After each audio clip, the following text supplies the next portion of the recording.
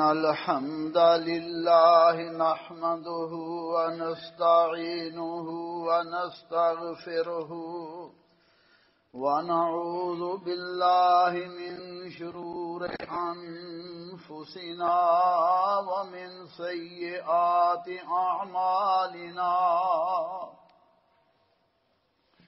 من يهده الله فلا مضل له ومن يضلله فلا هادي له وأشهد أن لا إله إلا الله وحده لا شريك له وأشهد أن محمدا عبده ورسوله اللهم صل على محمد وعلى آله وأصحابه وبارك وسلم تسليما كثيرا كثيرا أما بعد فإن خير الحديث كتاب الله وخير الهدي هدي محمد صلى الله عليه وعلى آله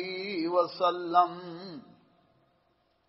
وشر الأمور محدثاتها وكل محدثة بدعة وكل بدعة ضلالة وكل ضلالة في النار أعوذ بالله السميع العليم من الشيطان الرجيم بسم الله الرحمن الرحيم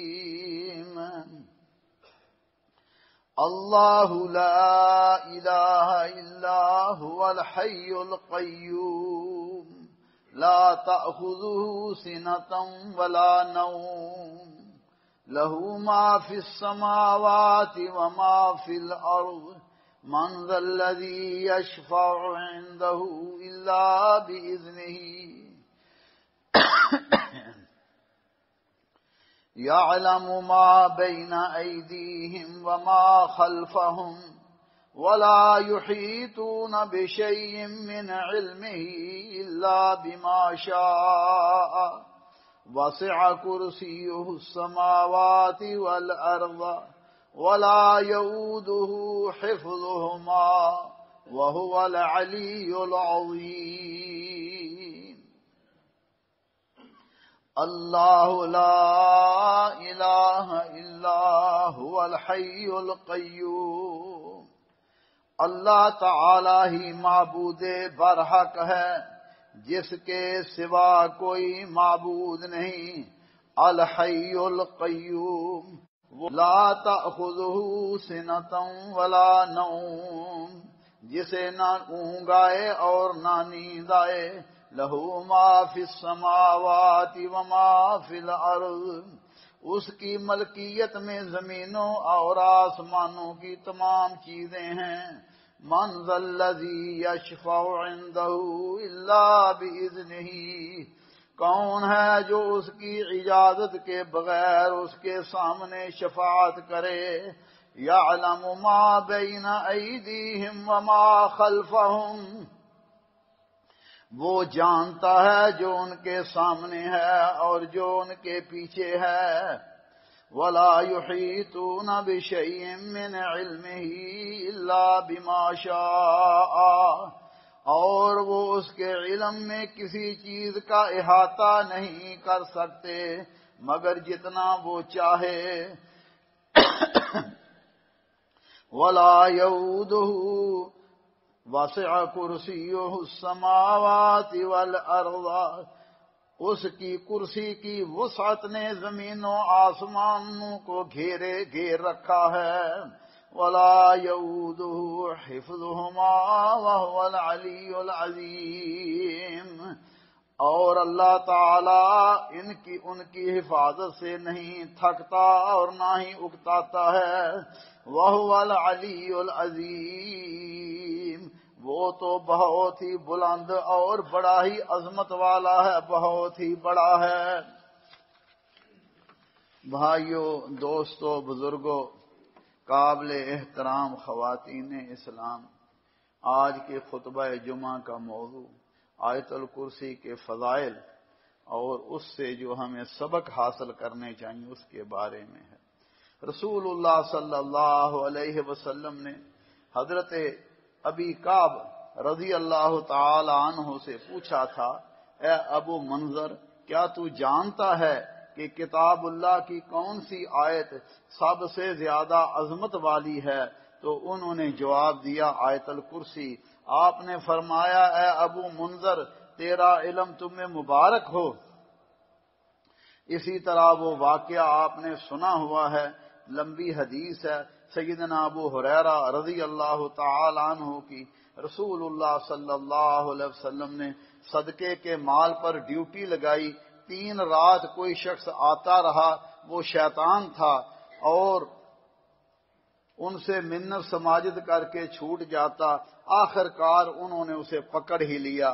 تیسرے دن کہا کہ اب میں تمہیں نہیں چھوڑوں گا۔ وہ کہنے لگا کہ تم مجھے چھوڑ دو، میں تمہیں کچھ ایسے کلمات بتلاتا ہوں جو تمہیں فائدہ دیں گے۔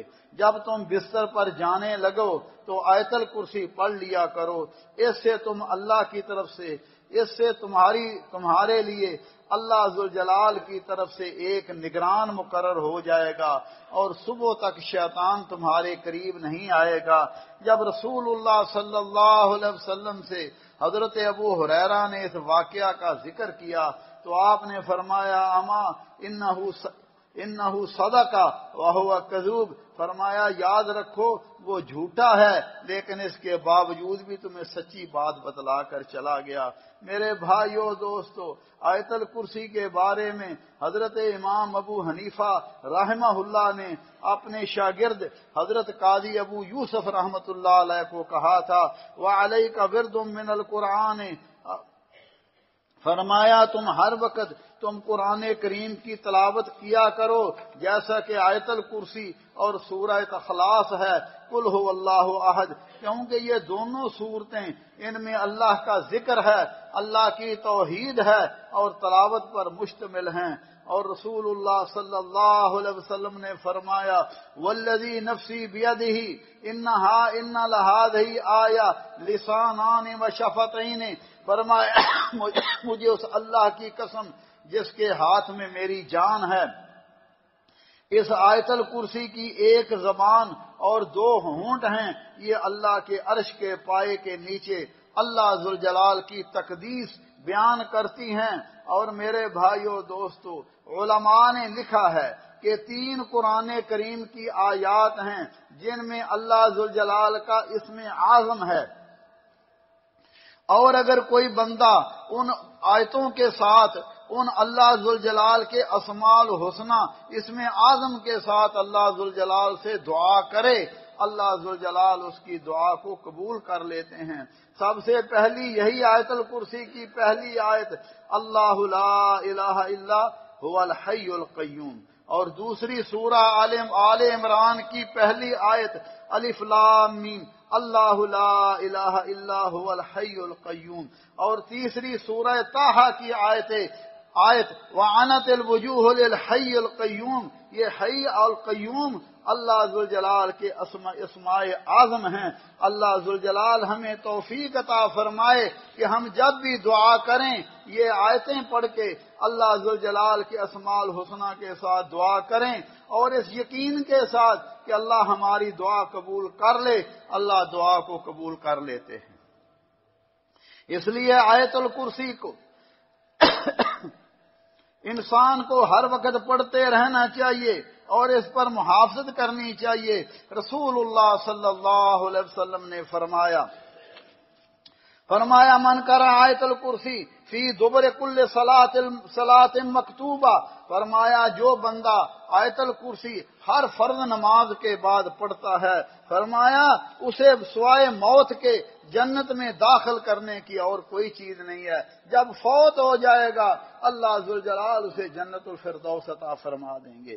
اس لیے امام ابن قیم رحمۃ اللہ علیہ فرماتے ہیں کہ میں نے اپنے شیخ الاسلام ابن تیمیہ سے پوچھا، انہوں نے کہا کہ میں ہر نماز کے بعد آیت الکرسی پڑھتا ہوں، لہذا انسان کو ہر نماز کے بعد بھی آیت الکرسی پڑھنی چاہیے۔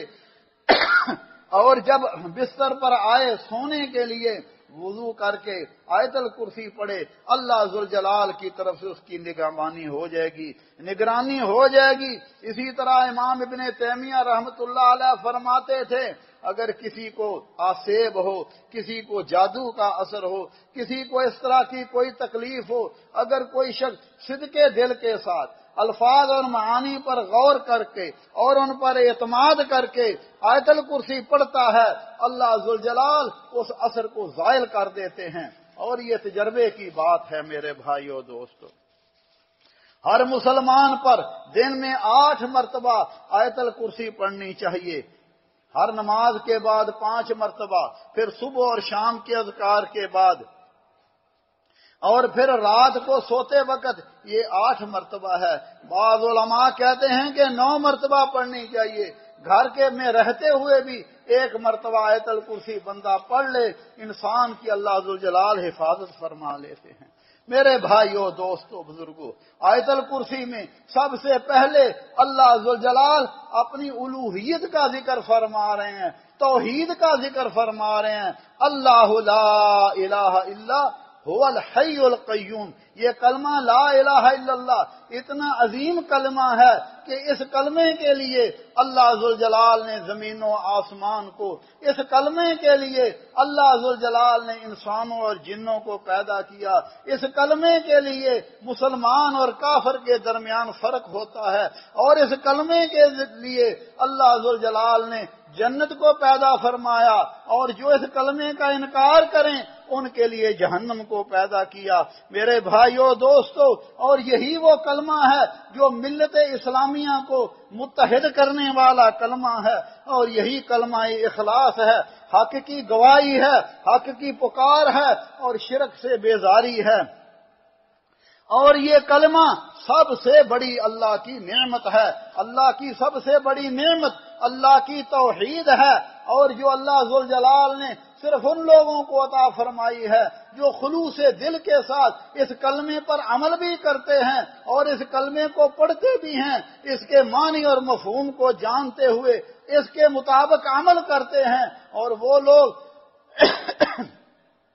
جو کلمے کو نہ معنی اس کا جانتے ہیں، نہ مفہوم جانتے ہیں، نہ اس کے مطابق عمل کرتے ہیں، تو میرے بھائیو وہ انتہائی خسارے میں ہے۔ اسی طرح کلمے کا دوسرا حصہ محمد رسول اللہ صلی اللہ علیہ وسلم کی گواہی دینا، علم کے ساتھ، یقین کے ساتھ، اور آپ صلی اللہ علیہ وسلم کی اطاعت و فرما برداری کے ساتھ۔ اس لیے کلمہ لا الہ الا اللہ یہ نفی اور اثبات پر ہے، اس میں نفی بھی ہے، اس میں اثبات بھی ہے، تمام الوہیت کی نفی ہے۔ لا الہ کوئی الہ نہیں الا اللہ، اس بات صرف اللہ ذوالجلال ہی ہمارا الہ ہے، وہی معبود ہے، ہر طرح کی عبادت اسی کے لیے ہے۔ اب ہمارے ہاں عموماً عبادت نماز روزے حج زکوٰۃ کو سمجھا جاتا ہے۔ میرے بھائیو دوستو، آپ نماز میں پڑھتے ہیں التحیات للہ والصلوات والطیبات، یہ عبادت کی 3 قسمیں ہیں۔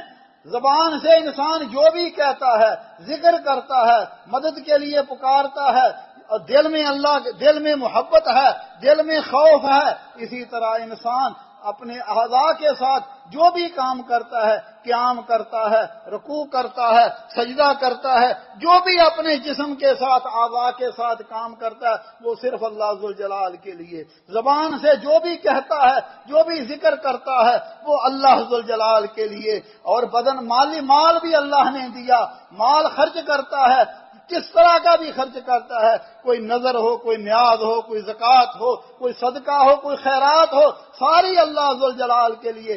اور اگر ان عبادات میں کسی اور کو بھی شامل کر لے تو میرے بھائیو اسی کا نام شرک ہے، اسی کا نام شرک ہے، اور شرک اللہ ذوالجلال کو پسند نہیں ہے۔ ایک بندہ اللہ کے ساتھ کلمے اللہ کی عبادت میں، اللہ کی عبادت کی بعض قسموں کو اللہ کے بندوں کے لیے بھی پھیر دے، کسی نبی کے لیے، کسی ولی کے لیے، کسی امام کے لیے، کسی بزرگ کے لیے، کسی شہید کے لیے جیسا کہ دعا فریاد اللہ سے کرنی چاہیے، ایاک نعبد و ایاک نستعین، عبادت اللہ کی اور ذکر اذکار دعا فریاد بھی اللہ ذوالجلال سے، اسی طرح ذبح اور قربانی نظر اور نیاز مدد طلب کرتا ہے تو صرف اللہ ذوالجلال سے، اللہ کے علاوہ کوئی مدد کرنے کے لیے کار نہیں، اسی طرح امید محبت یہ ساری چیزیں اللہ کے لیے ہیں۔ اگر ان عبادات میں یا اس طرح کی دیگر عبادات میں کسی اور کو بھی مخلوق کو بھی شامل کرتا ہے اسی کا نام شرک ہے اور یہ کلمے کے خلاف ہے۔ کلمہ یہی ہے لا الہ، اللہ کے سوا کوئی معبود برحق نہیں، جن جن کی لوگ پوجا کرتے ہیں، جن جن کو حاجت روا مشکل کشا اپنا مدد کرنے والا اب غوث سمجھتے ہیں، یہ اللہ کے وہ بندے تھے، لیکن اگر ان کو شامل کیا جائے یہی شرک ہے۔ اللہ کے سوا کوئی معبود برحق نہیں، سچا معبود وہی ہے۔ فرمایا اللہ لا الہ الا هو الحی القیوم، هو الحی اللہ کی صفت ہے، وہ زندہ ہے، ہمیشہ سے ہے اور ہمیشہ رہے گا۔ ہر انسان کو ہر چیز کو موت آئے گی، لیکن فرمایا کل من علیہا فان ویبقى وجہ ربک ذو الجلال والاکرام، اللہ ذوالجلال وہ ہے، ہمیشہ ہے، اس کی زندگی ایسی ہے، اس میں کوئی نقص نہیں ہے، اس میں کوئی عیب نہیں ہے، اسی لیے فرمایا توکل کرنا ہے، بھروسہ کرنا ہے، وتوکل علی الحی الذی لا یموت، اس اللہ ذوالجلال پر کرو جسے جو ہمیشہ زندہ ہے، اسے کبھی موت نہیں آئی، اور جو مر جائیں جیسے کہ انسان ہیں یا جن ہیں یا کوئی بھی چیز ہے ان پر بھروسہ کرنا، ان پر اعتماد کرنا یہی شرک ہے میرے بھائیوں۔ مگر آج ہم جی فلاں پر اعتماد ہے، جناب جو چاہیں آپ کریں، ہمارا تو آپ پر ہی بھروسہ ہے، یہ بات غلط ہے۔ ہر وقت اعتماد صرف اللہ ذوالجلال پر ہونا چاہیے۔ القیوم وہ خود قائم بھی ہے اور پوری کائنات کو قائم کرنے والا وہی ہے۔ ہر مخلوق اپنے وجود کے لیے اللہ ذوالجلال کی محتاج ہے اور اللہ ذوالجلال کسی کا محتاج نہیں ہے۔ فرمایا یا ایھا الناس انتم الفقراء الی اللہ واللہ هو الغنی الحمید، اے سارے جہان کے لوگوں، جس میں نبی بھی آ گئے، جس میں ولی بھی آ گئے، امام بھی آ گئے، شہید بھی آ گئے، جن بھی آ گئے، فرشتے بھی آ گئے، فرمایا تم سب اللہ کے محتاج ہو اور اللہ کسی کا محتاج نہیں ہے، وہ غنی ہے، وہ حمید ہے، وہ خود بھی کامل قدرت والا ہے اور پوری مخلوقات کا مکمل طور پر بندوبست اور انتظام کرتا ہے، انہیں سنبھالتا ہے اور پل جھپکنے تک کوئی چیز بھی اللہ ذوالجلال سے بے نیاز نہیں ہو سکتی۔ زمین و آسمان کی ہر چیز اللہ ذوالجلال کی محتاج ہے۔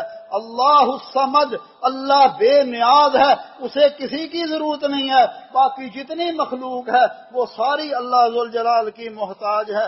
اس لیے میرے بھائیو دوستو، چونکہ اللہ ذوالجلال ہی ومن آیاتہ ان تقوم السماء والارض بامرہ، اللہ کی بے شمار نشانیوں میں ایک نشانی یہ ہے کہ زمین و آسمان اللہ کے حکم سے برقرار ہیں۔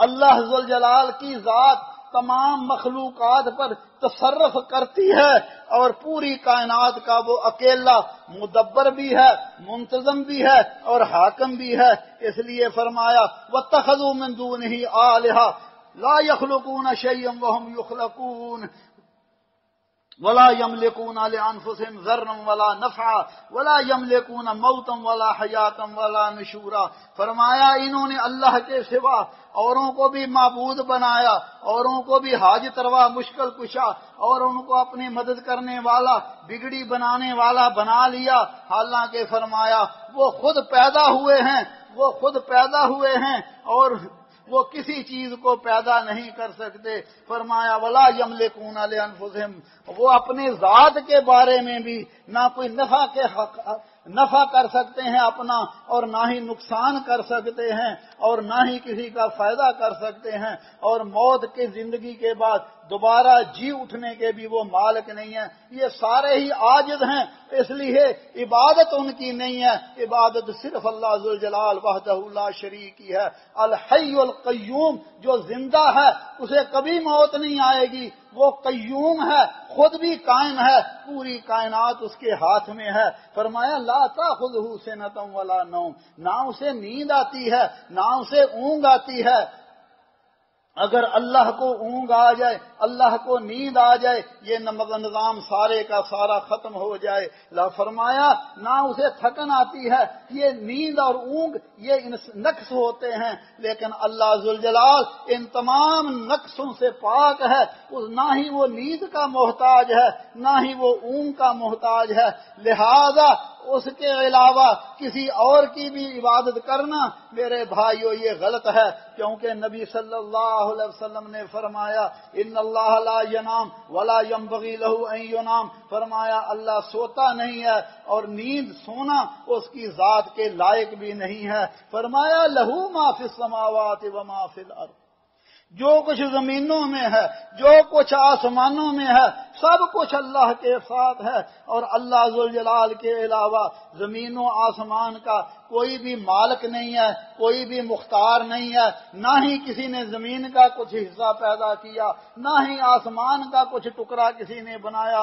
فرمایا قل ادعوا الذین زعمتم من دونہ لا یملکون مثقال ذرۃ فی السماوات ولا فی الارض وما لهم فیہما من شرک وما له منہم من ظہیر۔ فرمایا آپ ان سے کہہ دیجئے اللہ کے علاوہ جن کو تم اپنے خیال اور گمان میں معبود حاجت روا سمجھ رکھا ہے، سب کو پکار لو، ان میں نہ کسی کو زمین و آسمان میں کوئی اختیار ہے، نہ ہی کوئی حصہ داری ہے، اور ان میں کوئی اللہ کا معاون بھی نہیں ہے، اللہ کا مددگار بھی نہیں ہے۔ لم یلد ولم یولد ولم یکن لہ کفوا احد، اس کا کوئی کفو نہیں ہے، اس کا کوئی ساتھی نہیں ہے، اسے کسی کی مدد کی ضرورت نہیں ہے، سب اس کے محتاج ہیں، سارے اس کے بندے ہیں۔ الا یعلم من خلق وهو اللطیف الخبیر، فرمایا جس نے سب کو پیدا کیا ہے وہ سب کو جانتا بھی ہے، لہذا کوئی فرشتہ، کوئی نبی، کوئی ولی، کوئی پیر، کوئی مخلوق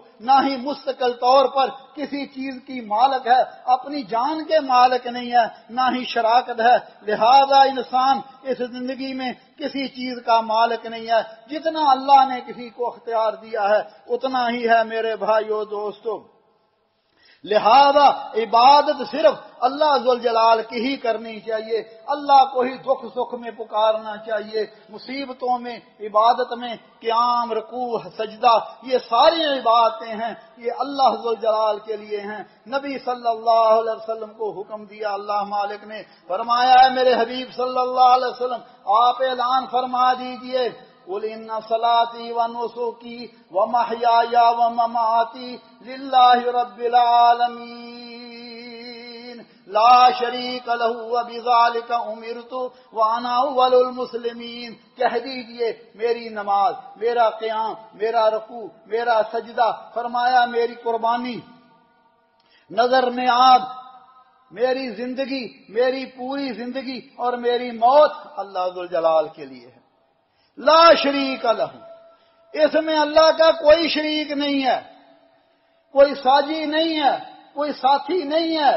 فرمایا لا شریک لہ وبذالک امرت، تو مجھے اسی بات کا حکم دیا گیا ہے اور میں سب سے پہلے اللہ کا فرما بردار ہوں۔ فرمایا من ذا الذی یشفع عندہ الا باذنہ، کون ہے جو اللہ ذوالجلال کے ہاں سفارش کرے مگر جس کو اللہ نے اجازت دی ہے، وہی سفارش کر سکتا ہے، کیونکہ سفارش کا حقدار قل للہ الشفاعۃ جمیعا، ساری شفاعتوں کا اختیار اللہ کے پاس ہے، وہ جس کو اجازت دے گا۔ ولا تنفع الشفاعۃ عنده الا لمن اذن له، فرمایا اللہ کی بارگاہ میں کسی کو شفاعت کا فائدہ نہیں ہے مگر جس کو اللہ نے خود اجازت دی۔ اب کسی کو نہیں پتا کہ اس کو اجازت ملے گی کہ نہیں ملے گی، کسی کو کیا پتا، یہ تو اللہ ذوالجلال کا اختیار ہے۔ ہمارا ایمان ہے کہ رسول اللہ صلی اللہ علیہ وسلم شفاعت کریں گے، جو اللہ نے فرمایا اس پر ہمارا ایمان ہے، لیکن آپ ہمارے ہاں وہ جی فلاں قبر پر جاؤ، وہاں چڑھاوے چڑھاؤ، اور جی یہ ہمارے قیامت کے دن ہاتھ پکڑ کر جنت میں لے جائیں گے۔ میرے بھائی کسی کے بارے میں کیا پتہ اس کا آخر کیا ہوگا؟ نبی صلی اللہ علیہ وسلم نے فرمایا بندہ قبر کے بالکل قریب ہوتا ہے اور بعض اوقات وہ کفر کی حالت میں مر جاتا ہے۔ اسی طرح بندہ گناہگار ہے، موت کے قریب ہے، اللہ توبہ کی توفیق دیتا ہے، وہ جنت میں چلا جاتا ہے۔ یہ سارے معاملات تو اللہ کے ہاتھ میں ہیں۔ ہم کسی کو خود ہی اپنا شفیع بنا لیں کہ یہ جی ہماری سفارش کرے گا، یہ بات غلط ہے میرے بھائیو دوستو۔ اور شفاعت بھی کن کی ہوگی؟ نبی صلی اللہ علیہ وسلم نے فرمایا شفاعت بھی اہل توحید ہی کریں گے، جن کی توحید میں شرک نہیں ہے، اور جو شرک کرتے ہیں انہیں تو ان کی شفاعت بھی نہیں ہوگی۔ رسول اللہ صلی اللہ علیہ وسلم نے حضرت ابو ہریرہ رضی اللہ تعالی عنہ نے ایک مرتبہ پوچھا تھا، یا رسول اللہ من اسعد الناس بشفاعتک یوم القیامہ، میری اور آپ کی خواہش ہے، اللہ ذوالجلال اور اس بات کی امید بھی ہے اور اللہ ذوالجلال سے طلب بھی کرتے ہیں، یا اللہ ہمیں رسول اللہ صلی اللہ علیہ وسلم کی شفاعت کا حقدار بنا۔ حضرت ابو ہریرہ نے پوچھا تھا، یا رسول اللہ قیامت کے دن وہ کون خوش نصیب ہوگا جس کی آپ شفاعت کریں گے؟ فرمایا ابو ہریرہ تمہارے حدیث پر شوق کو دیکھ کر مجھے یقین تھا کہ تم سے پہلے کوئی بھی اس بارے میں مجھے سوال نہیں کرے گا۔ فرمایا ابو ہریرہ اسعد الناس بشفاعتی یوم القیامت من قال لا الہ الا اللہ خالصا من قلبہ، فرمایا قیامت کے دن میری شفاعت کا وہی حقدار ہوگا، فرمایا جس نے خلوص دل کے ساتھ لا الہ الا اللہ پڑھا۔ ویسے تو ہر بندہ ہی لا الہ الا اللہ پڑھتا ہے نا، لا الہ الا اللہ بھی پڑھتا ہے، قبروں پر سجدے بھی کرتا ہے، لا الہ الا اللہ بھی پڑھتا ہے، اللہ کے بندوں کو حاجت روا مشکل کشا اور غوث بھی سمجھتا ہے۔ یہ لا الہ الا اللہ نہیں ہے، فرمایا دل کی گہرائیوں سے سب کو چھوڑ چھاڑ کر صرف ایک اللہ ذوالجلال کی ہی عبادت کرے۔ اور نبی صلی اللہ علیہ وسلم نے فرمایا یہ امت کتنی ہی عظیم امت ہے، اور اس کے نبی حضرت محمد کریم صلی اللہ علیہ وسلم کو ہمارے ساتھ کتنی محبت ہے، کتنی شفقت ہے، ذرا غور فرمائیے۔ نبی صلی اللہ علیہ وسلم نے فرمایا لکل نبی دعوت مستجابت، ہر نبی کو اللہ ذوالجلال نے ایک ایسی دعا دی تھی کہ جس کو اللہ ضرور قبول کرے گا۔ فرمایا فتعجل کل نبی دعوتہ، ہر نبی نے اپنے اپنے وقت میں وہ دعا مانگ لی، اللہ نے ان کی دعا کو قبول کر لیا۔ فرمایا وَإِنِ اخْتَبَعْتُ دَعْوَتِي شَفَاعَةً لِأُمَّتِي يَوْمَ الْقِيَامَةِ، مگر میں نے وہ دعا جو نہیں مانگی، وہ جو اللہ نے مجھے اختیار دیا تھا اس دعا کو میں نے ریزرو رکھا ہوا ہے اور وہ قیامت کے دن میں کروں گا۔ فرمایا وَهِيَ نَائِلَةٌ إِنْ شَاءَ اللَّهُ مَن مَّاتَ مِنْ أُمَّتِي لَا يُشْرِكْ بِاللَّهِ شَيْئًا، فرمایا وہ میرے ہر امتی کو وہ میری دعا پہنچے گی، میرا ہر امتی اس دعا کا مستحق ہوگا، مگر شرط کیا ہے؟ لا يُشْرِكْ بِاللَّهِ شَيْئًا، وہ اللہ کے ساتھ کسی کو شریک نہیں کرتا ہوگا۔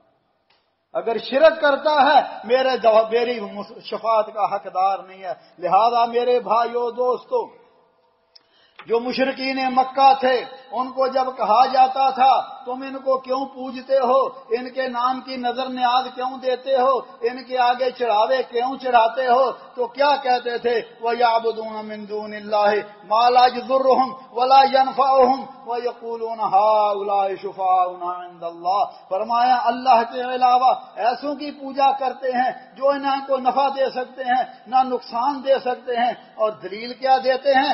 یہ اللہ کے ہاں ہمارے سفارشی ہیں، ہماری اللہ سنتا نہیں ہے، یہ قیامت کے دن ہماری سفارش کریں گے۔ اور کیا کہتے تھے؟ مَا نَعْبُدُهُمْ إِلَّا لِيُقَرِّبُونَا إِلَى اللَّهِ زُلْفَىٰ، ہم تو ان کی پوجا پرستش اس لیے کرتے ہیں، ان کے نام کے ورد وظیفے اس لیے پڑھتے ہیں، ان کے آگے سر اس لیے جھکاتے ہیں تاکہ ہمیں اللہ کا مقرب بنا دیں۔ میرے بھائیو دوستو، اس لیے جتنی بھی عبادتیں ہیں، خواہ دعا فریاد ہو، قربانی ذبیحہ ہو، نظر نیاز ہو، حاجت روائی مشکل کشائی ہو، اور اس طرح کی کوئی بھی ہو، یہ ساری کی ساری کا مالک اور اختیار اللہ ذوالجلال کے پاس ہے، کسی اور کے پاس نہیں ہے۔ اگر یہ سمجھیں کہ ان عبادتوں میں کوئی اور بھی شریک ہے تو یہی شرک ہے، کیونکہ اللہ کی عبادت کے اجازت کے بغیر شفاعت نہیں ہوگی، اور شفاعت بھی اسی کام کے لیے ہوگی جس پہ اللہ راضی ہوگا، اور اہل توحید کے علاوہ کسی سے راضی نہیں ہوگا۔ اسی طرح فرمایا یعلم ما بین ایدیہم وما خلفہم،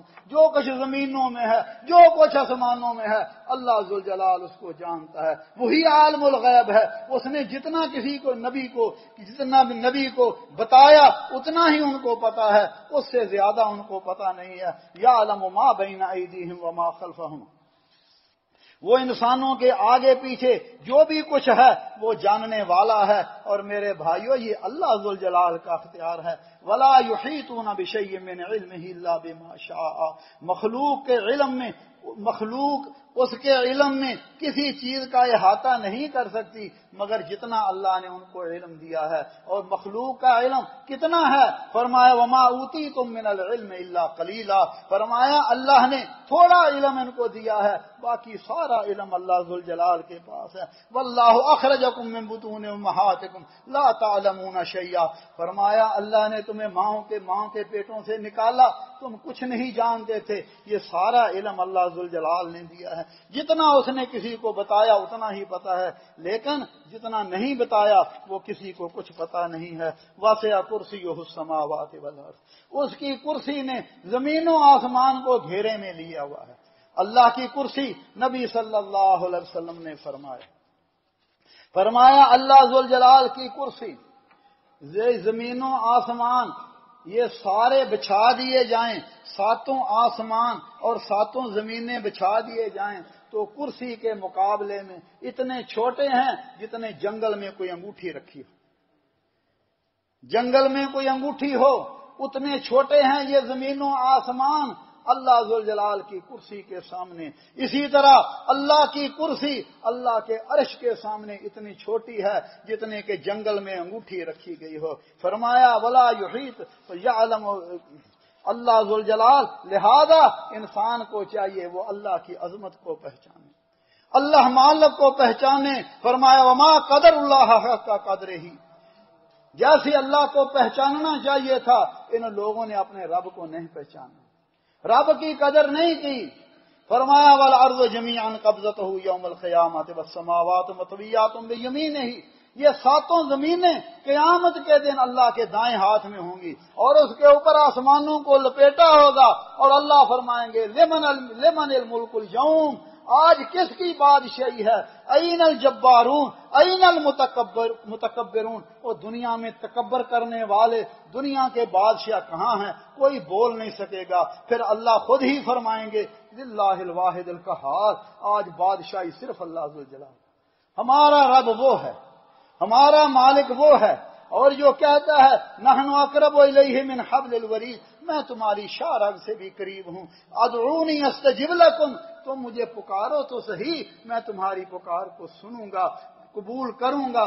اللہ مجھے اور آپ کو اللہ ذوالجلال کی پہچان عطا فرمائے، اپنے رب کو پہچانے اور اپنے رب کی ہی عبادت کریں۔ اقول قولی ھذا واستغفر اللہ لی ولکم ولسائر المسلمین من کل ذنب فاستغفروہ انہ هو الغفور۔